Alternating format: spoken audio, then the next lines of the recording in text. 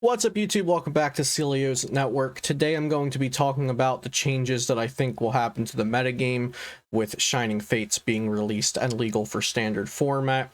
This will be relevant for the top 256 and top 128 portions of the Players' Cup 3, as well as the first few weeks of the Team Challenge rounds, the single elimination rounds of the Team Challenge, as well as just, playing on PTCGO, playing online events through Play.Limitless and things like that.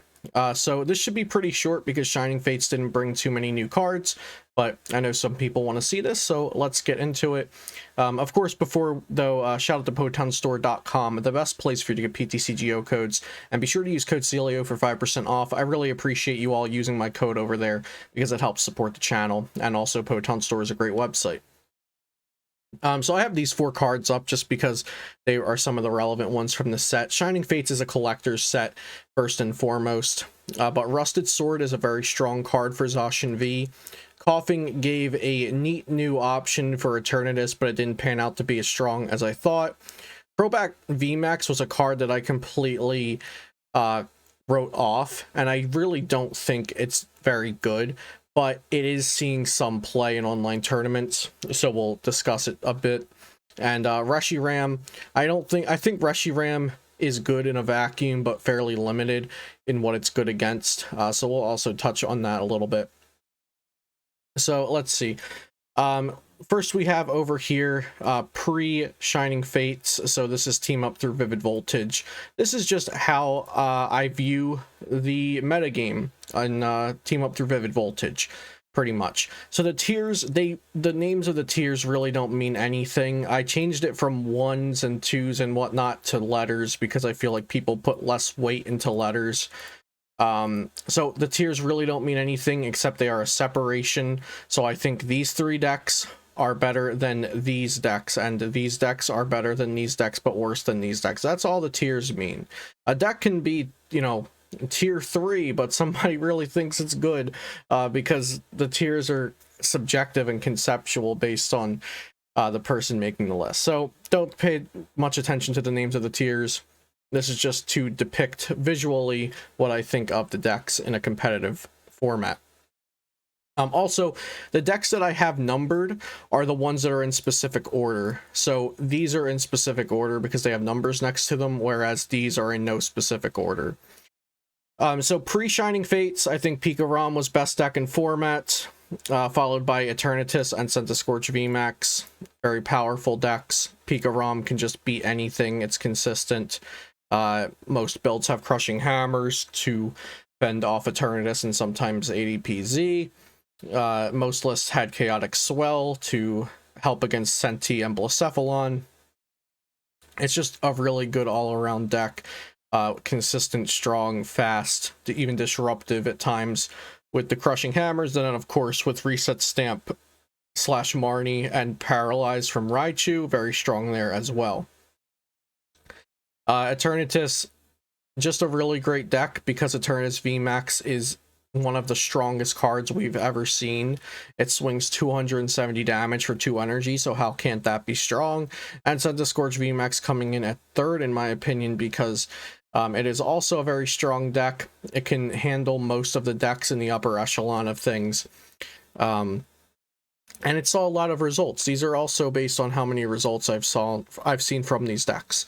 ADPZ, I have at number 4. I don't think ADPZ was performing as well as these 3. And I personally wasn't playing it myself because I didn't think it was the best deck. I was playing Pika-Rom because I thought that was the best deck. Luca Metal, pretty much just as good as ADPZ, little worse. Then Blacephalon and Decigoons, I don't really have a favorite between these two, but I think they were also definitely in the top 10 decks. And then as we go down, C and D tier, I think these are a bit worse than these decks, and then these are a bit worse than these decks. So what you're probably really here for is to see what I think changes or stays the same with Shining Fates. So these are my post-Shining Fates predictions. Now, let's talk about this, because a few things really ride on this, and it also depends on what scope we're looking at it in. I'm very focused on the Team Challenge and Players' Cup 3 Top 256. So that's kind of the lens I am looking at these tier lists in. So let's start with the new Zacian. The new Zacian deck and the buff to ADPZ, and maybe the slight buff Luke Metal gets from gaining Rusted Sword in the deck, but honestly, Rusted Sword's a nerf extrinsically for Luke Metal. But let's talk about straight Zacian and ADPZ gaining Rusted Sword, which makes Zacian do 30 more damage. Straight Zacian being able to swing 260 without ADP is really threatening to Pika Rom. A turn 1 or turn 2 Brave Blade on a Bolt Ton was already scary, but now when Pika Rom is threatened by the Pika Rom being knocked out next turn, that's a whole different ball game. Because if ADPZ went aggressive and knocked out a Bolt Ton early, that meant they didn't alter, and that meant they couldn't one-shot a Pika or a Raichu or a Mewtwo. That's no longer the case with straight Zacian. However, straight Zacian is weaker against VMAX decks in comparison to ADPZ, which is why I don't have it in my top tier. I do think it's a solid deck, but I don't think it's the best deck or one of the very top decks, because it does have a glaring weakness against Eternatus and Centiskorch, while having a really good time versus tag team decks. It has a good time versus Pika Rom, ADPZ, and Luke Metal, but pretty poor versus VMAX decks.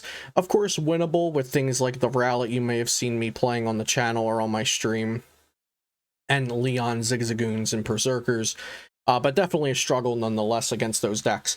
ADPZ also can gain Rusted Sword, and that makes it have an easier time versus Pika Rom. So Pika Rom basically gains this new deck that is a bad matchup. Not really bad, but not a matchup that it necessarily wants to see. You don't want to see a Zacian deck with 3 Rusted Swords and other damage buffs and tool scrappers if you're Pika Rom. Now, Pika Rom historically has been somewhere between favored to even against ADPZ, and now that might change to even to slightly unfavored for Pika Rom with Rusted Sword. So these two things together, I think, might bring Pika Rom down just a notch, while bringing Eternatus up, because Eternatus is good against straight Zacian. I think Luke Metal falls off, and that's really good for Eternatus. And I think Centiskorch stays where it was. So these arrows kind of show you where I think the decks moved between pre-Shining Fates to post-Shining Fates. So you'll see Eternatus up, Pika down, Centi same, ADPZ up, straight Zacian is new. Now, Luke Metal is a Zacian deck as well, so in theory it would gain Rusted Sword, but Luke Metal actually does not like Rusted Sword being in the format, because ADPZ and straight Zacian can now swing through the metal wall reduction of damage with Rusted Sword, and Luke Metal's whole plan is to tank damage. So that is a little scary for Luke Metal, but it is still a good deck, just not quite as good as it was. And that also helps Eternatus. So, like, let's say there was a 30% share in combination between ADPZ and Luke Metal decks. Now let's say there's still a 30% share of Zacian decks, but maybe like a 5% or 7% chunk of those decks are now going to be Zacian, and a couple percent gets shaved off of Luke Metal, which is good for Eternatus. So naturally we added a new deck that I think is pretty high up, and so these decks just all moved down a little bit because of this one. So Blacephalon and Decigoons really didn't gain or lose things. Just a new deck got added, and I do think straight Zacian's pretty strong. If you only run into tag team decks like Pika Rom, ADPZ, Luke Metal, Mewtwo variants, you should have a really decent time. But if you run into only VMAX decks, you're probably going to wish you played ADPZ. So I think that's kind of my analysis on straight Zacian at the moment. Eternatus Wheezing is new. I have seen some people say they like it and actually have had a pretty good time in some matchups with it. I cannot mimic that success with this deck. I really did want to like it, but it has not seemed very good in my hands just yet. So I'm putting it in a kind of perspective tier C. Has potential. I mean, it's Eternatus, right? So I don't think adding an evolution line into Eternatus can really bring it down from all the way from being my top deck right now on paper all the way down to tier D. So I think it ruins the consistency a little bit, adds disruption, but I'm not sure how valuable that disruption is. So I dropped it down to here. It's still an Eternatus deck, so it's still going to be inherently strong for that reason, but I'm not sure that Wheezing adds enough to it to make it ever an option over straight Eternatus. Now, when I should say, when I have Eternatus up here, I'm not really picking between Eternatus Hammer, straight Eternatus, Plant Swell, Dark City, Poison Eternatus, what have you. I just think Eternatus in general is very good, but I would play a straight consistent version. Ditto v Welder Box. This one, I don't have a rogue tier here. I don't have like a section for rogue decks, but I think this is something that people are probably working on, and I'm not sure how good it is. I cannot say that I would be convinced it's ever better than Centiskorch or Blacephalon, but I think it has a shot, so I threw it into tier C. Worst that happens is it doesn't have a shot, and I threw it into tier C, and nothing ever happens with it. These all stay the same. Excuse me. And then Crobat VMAX and Bird Trio with Amazing Rare Reshiram are the other two new additions. Crobat VMAX, you play it with Altaria, you play it with Poison stuff. You can wall out with Altaria, but if you want to wall out, you're going to just play Deciunes. You should just play Deciunes, because I've tried this against... Okay, so I played some games with Crobat versus Pikarom, and in theory, if you're playing a walling Pokemon like Altaria or Deciunes, you should just win, but...